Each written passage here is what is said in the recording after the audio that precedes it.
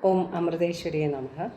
My humble pranams at the lotus feet of my Guru and my Lord. നമ്മൾ ഭഗവത്ഗീതയെക്കുറിച്ചാണ് വിചിന്തനം ചെയ്തുകൊണ്ടിരിക്കുന്നത്.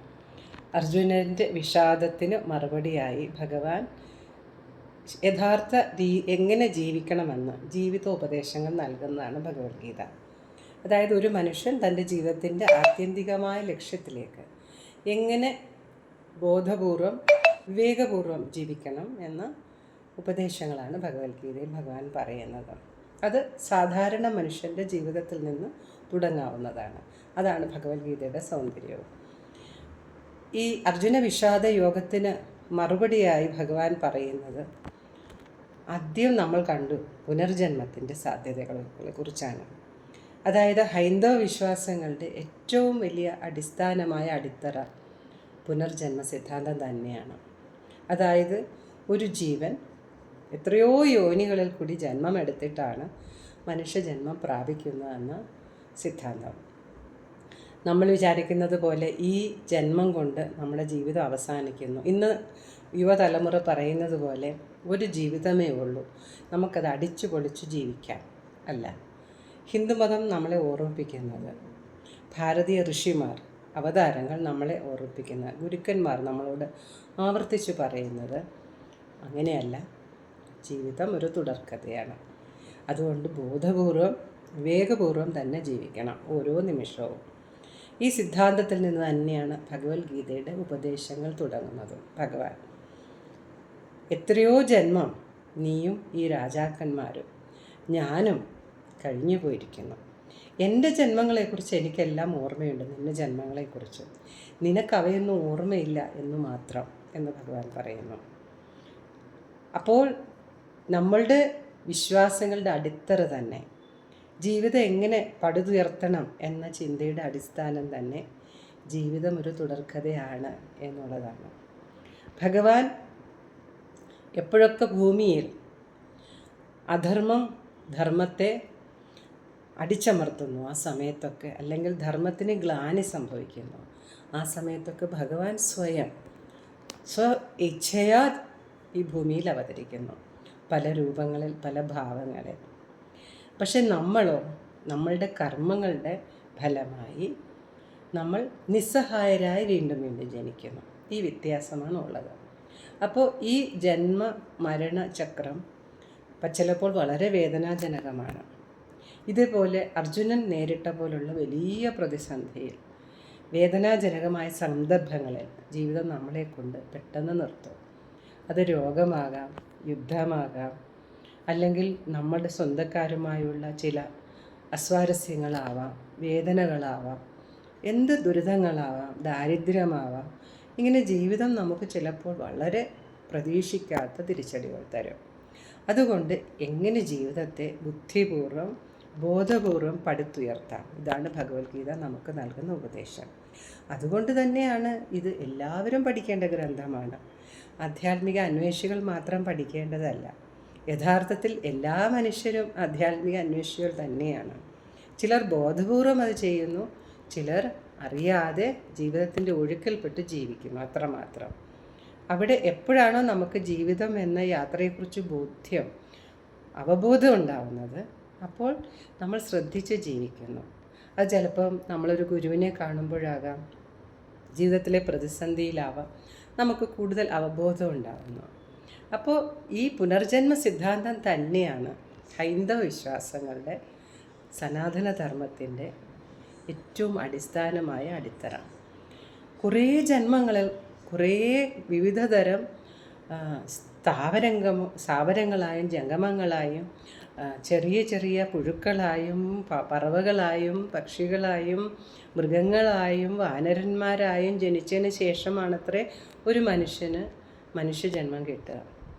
ഏറ്റവും ഉത്കൃഷ്ടമായ ജന്മമാണ്. ഇനിയും അവിടെ നിന്നൊരു ദേവൻ്റെ ജന്മത്തിലേക്ക്, അതായത് സ്വയം തൻ്റെ ഭാവിയെ തീരുമാനിക്കാനുള്ള കഴിവുള്ള ഒരു ജന്മത്തിലേക്ക് ഒരു മനുഷ്യൻ ഉയരാൻ. അതിൻ്റെ മാർഗങ്ങളാണ് ഭഗവത്ഗീത നമ്മളോട് പറയുന്നത്. ഇവിടെ അർജുനൻ്റെ വിഷാദത്തിൻ്റെ ഏറ്റവും വലിയ കാരണം അയാളുടെ ജീവിതത്തിന് അയാൾ നിസ്സഹായ അവസ്ഥയിലാണ് ജീവിതത്തിൻ്റെ ഓരോ പ്രതിസന്ധിയിൽ എത്തിച്ചേരുന്നത്. ഭഗവാൻ അങ്ങനെയല്ല. ഭഗവാൻ സ്വജീവിതം സ്വന്തം കൈകളിൽ പിടിച്ച ആളാണ്. യുദ്ധഭൂമിയിൽ നിരായുധനായി നിന്നിട്ട് പുഞ്ചിരിക്കാൻ കഴിയുന്ന ആളാണ്. ഈ ആയുധങ്ങൾക്കോ വ്യക്തികൾക്കോ ഒരാൾക്കോ തന്നെ സ്പർശിക്കാൻ പോലും കഴിയില്ല എന്ന് ബോധ്യമുള്ള ആൾ. ഈ നാടകത്തിൻ്റെ മുഴുവൻ രചയിതാവ്, ഈ നാടകത്തിൻ്റെ മുഴുവൻ സംവിധായകൻ. അതുകൊണ്ട് ഭഗവാൻ ഈ യുദ്ധമെല്ലാം ബോധപൂർവം ഉണ്ടാക്കിയെന്നല്ല അർത്ഥം. യുദ്ധമുണ്ടാകുന്ന നമ്മുടെ മനസ്സിൻ്റെ സംഘർഷങ്ങളിൽ നിന്നാണ്, വെറുപ്പുകളിൽ നിന്നും വിദ്വേഷങ്ങളിൽ നിന്നും ചില മത്സരങ്ങളിൽ നിന്നും. ഈ യുദ്ധമുണ്ടായത് ദുര്യോധന് അർജുനോടുള്ള അസൂയയിൽ നിന്നാണ്, പാണ്ഡവരോടുള്ള. അങ്ങനെ ഒരുപാട് കാരണങ്ങളിൽ നിന്നാണ്. അതൊക്കെ ഒഴിവാക്കാനും പരസ്പരം യോജിപ്പിക്കാനും ഭഗവാൻ ശ്രമിക്കുന്നുണ്ട്. പക്ഷേ ഭഗവാന്റെ വാക്കുകൾക്ക് അന്ന് ദുര്യോധനൊന്നും പ്രാധാന്യം കൊടുക്കുന്നില്ല, ബഹുമാനിക്കുന്നില്ല ഭഗവാനെ. ഭഗവാൻ ആരെന്ന് തിരിച്ചറിയുന്നില്ല. അപ്പോൾ പാണ്ഡവർ ഈ യുദ്ധത്തിൽ പ്രവേശിക്കേണ്ടി വരികയാണ്. അപ്പോൾ ഭഗവാൻ പറയുന്ന ഉത്തരം നമ്മൾ ഒന്നുകൂടെ ചിന്തനം ചെയ്താൽ, നീ ഈ ശരീരമല്ല, മനസ്സല്ല, ബുദ്ധിയല്ല, നീ ആത്മാവാണ്. ആത്മാവിന് മരണമില്ല. അത് പല ശരീരങ്ങൾ സ്വീകരിക്കുന്നു. അതിനിടയിൽ അത് പല ലോകങ്ങളുടെ പോയി മടങ്ങി ഈ ഭൂമിയിൽ വീണ്ടും വരുന്നു. ഇതിനെ മനോഹരമായി ശങ്കരാചാര്യസ്വാമികൾ നമ്മളോട് പാടി തന്നിട്ടുണ്ട്. പുനരഭിജനനം പുനരഭിമരണം പുനരഭിജനനീ ജഡരേ ശയനം. അതായത് ഒരേ ജനനം കഴിഞ്ഞ് മരണം കഴിഞ്ഞ് വീണ്ടും വീണ്ടും അമ്മയുടെ ഗർഭപാത്രത്തിൽ നമ്മൾ വന്ന് ജന്മമെടുക്കുന്നു. അതുകൊണ്ട് നമുക്ക് നമ്മുടെ വിധിയിൽ അല്ലെ നമ്മുടെ ഭാവിയിൽ എപ്പോഴാണ് നമുക്ക് സ്വയം ഒരു മാസ്റ്റർ ആവാൻ കഴിയുക, നമുക്ക് നമ്മുടെ ജീവിതം തീരുമാനിക്കാൻ കഴിയുക, പ്രതിസന്ധികൾ നമ്മളെ ഓവർകം ചെയ്യാതിരിക്കുക, അല്ലെങ്കിൽ നമ്മളെ നിസ്സഹായരായി നമ്മളെ വേട്ടയാടാതിരിക്കുക, അതൊരവസ്ഥയിലേക്ക് ഉയരണമെങ്കിൽ ആത്മാവിനെ സാക്ഷാത്കരിക്കൂ, അല്ലെ ആത്മാവെന്ന് പൂർണ്ണമായിട്ട് അറിഞ്ഞ് ജീവിക്കൂ. മനസ്സിൻ്റെ തലത്തിൽ അല്ലെ ശരീരത്തിൻ്റെ തലത്തിൽ ജീവിക്കുന്ന ഒരു വ്യക്തിക്ക് ആദ്യം ആത്മാവിനെക്കുറിച്ചുള്ള അറിവ്, പിന്നെ അതിലെത്താനുള്ള മാർഗങ്ങളുമാണ് ഭഗവാൻ ഭഗവത്ഗീതയിൽ പറയുന്നത്. അപ്പോൾ ആത്മാവിനെ അറിഞ്ഞു കഴിഞ്ഞ ഒരാൾ ഏത് സാഹചര്യത്തിലും അയാൾ അക്ഷോഭ്യനായിരിക്കും. അയാൾക്കൊന്നിനെയും ഭയം ഉണ്ടായിരിക്കില്ല. കാരണം അയാൾക്ക് അയാളുടെ ഭാവി സ്വയം തീരുമാനിക്കാനുള്ള ശക്തിയും അറിവും ഉണ്ടായിരിക്കും. അങ്ങനെ ഒരാളായി തീരാൻ ഭഗവാൻ ഉപദേശിക്കുന്നു. അതിനെ അദ്ദേഹം ഉപയോഗിക്കുന്ന വാക്ക് സ്ഥിതപ്രജ്ഞൻ ആയിത്തീരൂ. സ്ഥിതപ്രജ്ഞൻ്റെ ലക്ഷണങ്ങൾ പറയുന്നു. അതുപോലെ തന്നെ ഈ ഉപദേശസാരം തുടങ്ങുമ്പോഴേ ഭഗവാൻ പറയുന്നുണ്ട്, ജ്ഞാനികൾ ദുഃഖിക്കേണ്ടാത്തതിനെ ഓർത്ത് ദുഃഖിക്കാറില്ല. അവർ എല്ലാ സാഹചര്യങ്ങളും അക്ഷോഭ്യരായിരിക്കും. കാരണം അവർക്ക് ഈ സാഹചര്യങ്ങളുടെ പിന്നാമ്പുറ കഥകളും ഇനി വരാൻ പോകുന്നതും എല്ലാം അറിയാം. മാത്രമല്ല അവർക്ക് അവരുടെ സ്വേച്ഛയാ എന്തും സൃഷ്ടിക്കാനും എന്തും സ്വീകരിക്കാനും കഴിയും. ഏത് സാഹചര്യത്തിലും അക്ഷോഭ്യരായി നിൽക്കാനും കഴിയും. അവർക്ക് ഒന്നിനെയും ഭയമില്ല. കാരണം അവരതിനെല്ലാം അതീതരായിരിക്കുന്നു. ജീവിത സാഹചര്യങ്ങളെ അവർ സ്വന്തം കഴിവനുസരിച്ച് മാറ്റാൻ കഴിവുള്ളവരാണ്. അവരെ ഈ ഭൂമിയിലല്ല ഒരു ലോകത്തിലും ആർക്കും അവർ സമ്മതിക്കാതെ പരാജയപ്പെടുത്താൻ കഴിയുകയില്ല. അങ്ങനെ ഒരു അവസ്ഥയിലേക്ക് നിനക്ക് ഉയരാൻ കഴിയും. അതിന് നീ ആത്മാവിനെ അറിഞ്ഞാൽ മാത്രം മതി. ഇത് നമ്മൾ ഓരോരുത്തരോടും പറയുന്ന കഥയാണ്. കാരണം നമ്മുടെ ജീവിതം നമ്മൾ എന്തൊക്കെ നേടിയാലും നമ്മൾക്ക് ആരൊക്കെ ഉണ്ടെങ്കിലും നമ്മൾ ഈ നിസ്സഹായമായ അവസ്ഥകളിൽ വന്നു ചേരും, ഇന്നല്ലെങ്കിൽ നാളെ.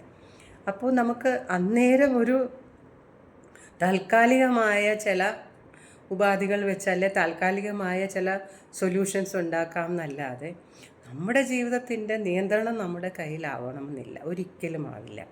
വീണ്ടും നമ്മൾ നിസ്സഹായരായി ജീവിതത്തെ പല ദുർഘടങ്ങളെ നേരിടും. മാത്രമല്ല അതിലും വലിയ കാര്യമാണ് പറയുന്നത്, നിസ്സഹായരായി വീണ്ടും വീണ്ടും ജനിക്കും.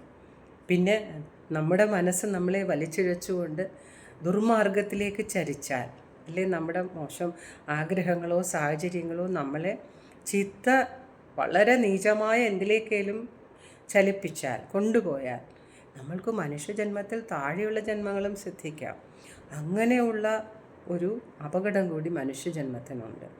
അതുകൊണ്ട് എല്ലാവരും മനുഷ്യരായി ജനിച്ച എല്ലാവരും ആചരിക്കേണ്ട കാര്യമാണ് ഭഗവത്ഗീത പറയുന്നത്. ആത്മാവിനെ അറിയൂ.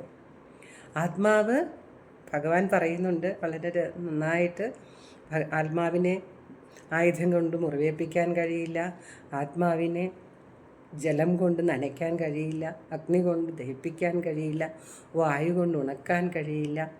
അപ്പോൾ ഇത്ര സർവശക്തമായ ഒരു സാന്നിധ്യം നമ്മുടെ ഓരോരുത്തരുടെയും ഉള്ളിലുണ്ട്. ഈ ആത്മാവിനെ അറിഞ്ഞു കഴിഞ്ഞാൽ, ആത്മബോധത്തിൽ സ്ഥിരപ്രതിഷ്ഠനായി കഴിഞ്ഞാൽ പിന്നെ നിന്നെ ഒരാൾക്കും ജയിക്കാൻ കഴിയില്ല. നിനക്ക് ഒരു സാഹചര്യങ്ങളിലും നീ നിസ്സഹായനായിരിക്കുകയില്ല. നിൻ്റെ ഭാവി നിൻ്റെ കൈകളിൽ തന്നെ ആയിരിക്കും. അപ്പോൾ ഈ ആത്മാവിനെ അറിയുന്നതിനുള്ള മാർഗങ്ങളാണ് അടുത്ത ഓരോ അധ്യായങ്ങളിൽ ഭഗവാൻ അർജുനന് പറഞ്ഞു കൊടുക്കുന്നത്, അല്ലെങ്കിൽ മാനവരാശിയെ ഓർമ്മിപ്പിക്കുന്നത്. ഈ ഉപായങ്ങളൊക്കെ നമ്മൾ വിചാരിക്കുന്നത് പോലെ ദുർഘടങ്ങളോ കുറച്ച് യതികൾക്കോ യോഗികൾക്കോ മാത്രം എത്തിപ്പെടാൻ കഴിയുന്നതോ അല്ല. എല്ലാവർക്കും ജീവിതത്തിൽ തുടങ്ങാവുന്നതാണ്, നേടിയെടുക്കാവുന്നതാണ്. അതിനെക്കുറിച്ച് വ്യക്തമായി വളരെ വിശദമായി പറഞ്ഞു തരികയാണ് ഭഗവാൻ ഓരോരോ അധ്യായങ്ങളിലും. നമുക്ക് ഓരോ അധ്യായങ്ങളും ഇനിയും ആ മാർഗങ്ങൾ എന്താണെന്ന് ലളിതമായി വിചിന്തനം ചെയ്യാം. ഓം അമൃതേശ്വരിയെ നമഃ. എൻ്റെ ഈ വാക്കുകൾ എൻ്റെ ഭഗവാന്റെ തൃപാദങ്ങളിൽ, എൻ്റെ ഗുരുവിൻ്റെ പാദങ്ങളിൽ സമർപ്പിക്കുന്നു.